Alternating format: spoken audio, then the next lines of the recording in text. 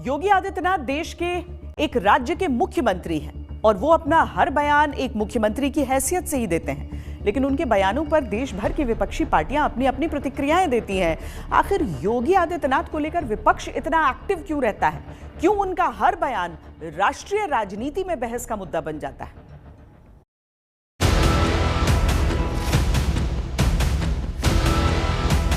राहुल जैसे कुछ नमूने जरूर रहने चाहिए, जिससे एक रास्ता हमेशा के लिए साफ होता रहे, अच्छा रहता है, बना रहे। और राष्ट्रीय मुद्दों पर योगी आदित्यनाथ की बोली से विपक्ष में खलबली सी क्यों मची रहती है?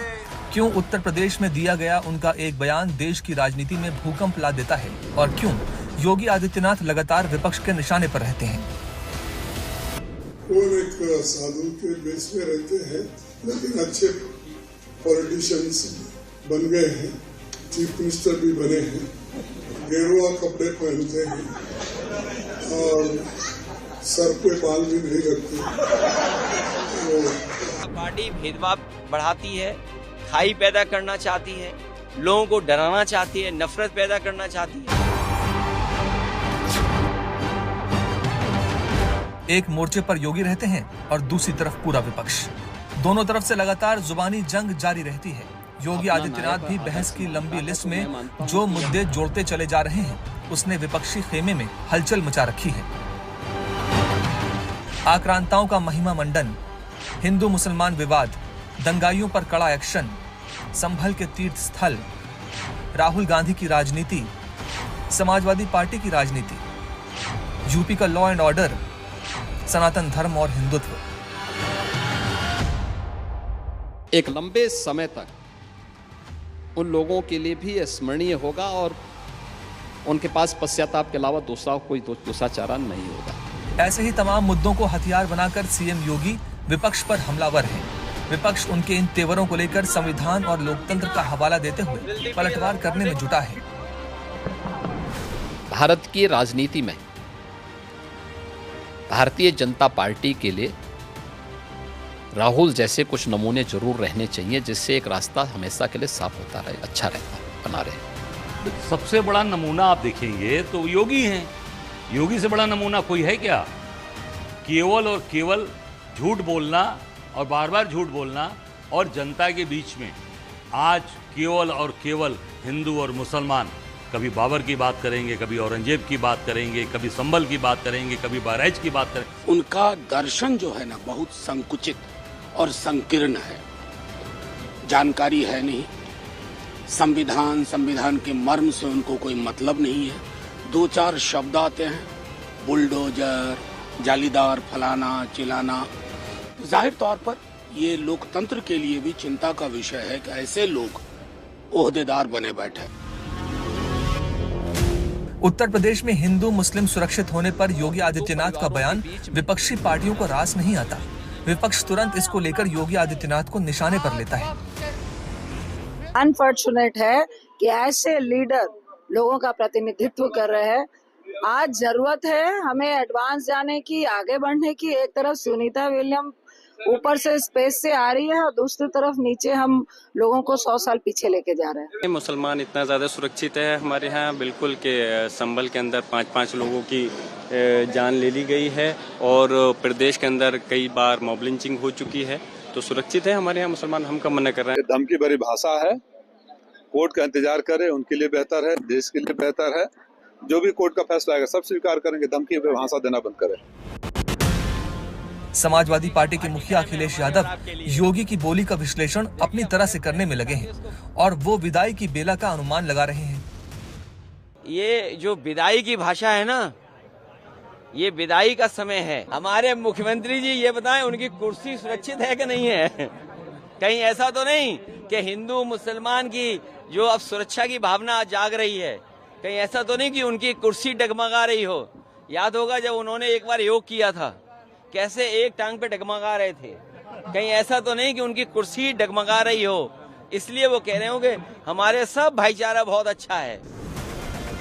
टीएमसी का दावा है कि योगी की कथनी और करनी में बड़ा फर्क है। योगी आदित्यनाथ की बात को क्या आप सीरियसली लेते हैं, गंभीरता से लेते हैं? मैं तो नहीं लेता, कोई नहीं लेता, आप भी नहीं लेते होंगे, लोग भी नहीं लेते। योगी आदित्यनाथ जी से बोलो कि गौ रक्षा के बारे में बात की थी, जब से केंद्र में सरकार आई है, उनकी सरकार आई है, तब से जितने गौवध हो रहा है, एक्सपोर्ट बढ़ गया है बीफ का। कांग्रेस के निशाने पर जिस तरह प्रधानमंत्री मोदी रहते हैं, अब कुछ उसी अंदाज में कांग्रेस योगी आदित्यनाथ पर भी सियासी वार कर रही है। सैफरन पहने में, इसलिए उनका हम बहुत मर्यादा पूर्वक शब्द यूज करना पड़ रहा है कि मीन्स वो बड़ा पवित्र कपड़ा पहन के पॉलिटिक्स करने वाला एक मिनी हिटलर बन गया योगी आदित्यनाथ। योगी आदित्यनाथ बीजेपी के स्टार प्रचारक और हिंदुत्व के पोस्टर बॉय कहे जाते हैं। पूरे देश में जहां कहीं भी चुनाव होते हैं, बीजेपी योगी को बड़ी जिम्मेदारी सौंपती है और अक्सर उनके प्रचार का बड़ा असर भी देखने को मिलता है।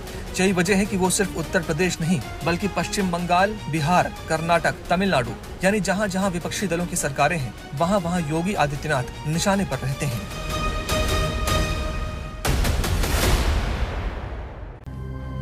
योगी आदित्यनाथ यूपी की राजनीति में बीजेपी का सबसे बड़ा और मुखर चेहरा है, लेकिन साथ ही वो बीजेपी के स्टार प्रचारक भी हैं, लिहाजा वो केंद्र की राजनीति में भी अपनी एक स्पष्ट राय रखते हैं और इसी के चलते विपक्ष के केंद्रीय दलों के निशाने पर भी रहते हैं। पिछले लोकसभा चुनावों के दौरान जब ये मुद्दा विपक्ष ने उठाया कि चुनाव के बाद योगी की कुर्सी चली जाएगी, तो इसने नतीजों पर असर डाला था, लेकिन अब योगी आदित्यनाथ खुद खुलकर अपने राजनीतिक भविष्य पर बोलने लगे हैं, तो कई कयास भी लगने लगे हैं।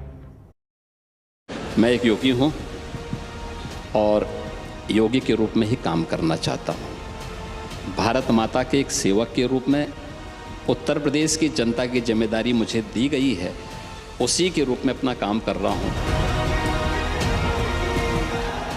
सीएम योगी जब कोई बयान देते हैं तो वो बेवजह या यूं ही नहीं होता है। उसका असर और उद्देश्य दोनों राजनीतिक रूप से बड़ा होता है, उसके कई मायने भी होते हैं।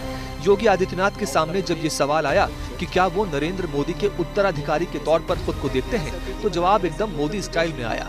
देखिए, मैं कोई वारिस वरिस नहीं हूं, मैं एक योगी हूं और योगी के रूप में ही काम करना चाहता हूं। भारत माता के एक सेवक के रूप में उत्तर प्रदेश की जनता की जिम्मेदारी मुझे दी गई है, उसी के रूप में अपना काम कर रहा हूं। अरे हम तो फकीर आदमी हैं, चोला लेके चल पड़ेंगे जी।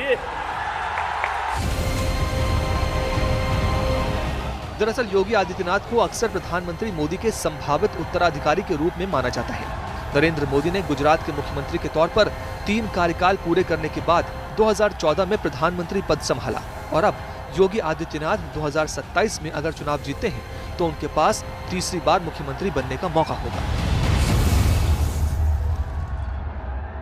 सामाजिक सामान्य जीवन हो या फिर राजनीतिक फलक, बदलाव अवश्यंभावी है।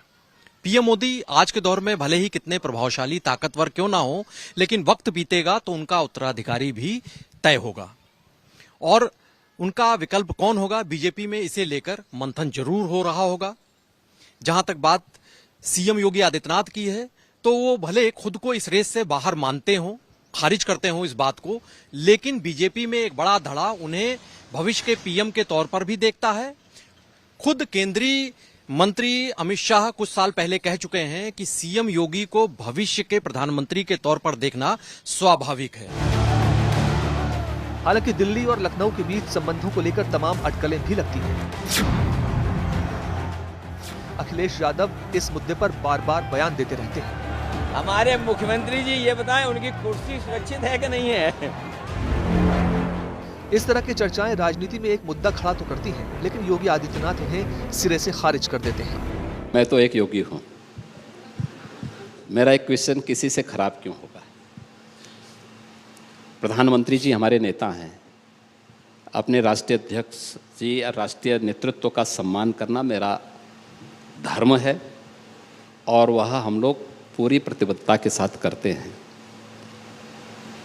देखिए, जब मैंने संन्यास लिया था तब भी लोगों ने ऐसी बात कही थी, तब भी लोग कहते थे, ढेर सारी टिप्पणी करते थे, बहुत सारी बातें करते थे। अगर हम इन अफवाहों के उसमें पड़े तो फिर कुछ नहीं कर पाएंगे। सीएम योगी ने प्रधानमंत्री पद की दावेदारी के सवाल को टाल दिया, लेकिन 2027 का चुनाव उनके लिए निर्णायक होगा। फिलहाल उनका पूरा फोकस यूपी चुनाव पर है, क्योंकि दिल्ली का रास्ता आज भी उत्तर प्रदेश से होकर ही जाता है।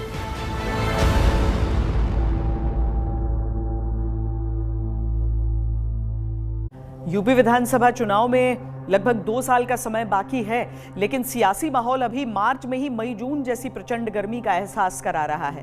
पहले समाजवादी पार्टी 2027 के लिए अभी से तैयार होने का दावा किया करती थी। अब योगी आदित्यनाथ के मिशन 2027 के ऐलान ने यूपी की राजनीति धधका दी है। सवाल ये उठ रहा है कि क्या योगी आदित्यनाथ के आक्रामक तेवर और बेबाक बयान 2027 की लड़ाई का ऐलान है?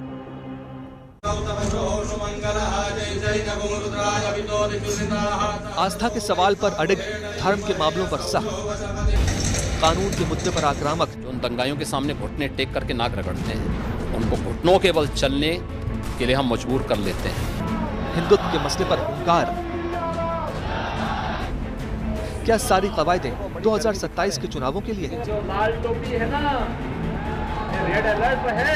यह सिलसिला थमना नहीं चाहिए और इसके लिए यहाँ पे डबल इंजन होना ही चाहिए।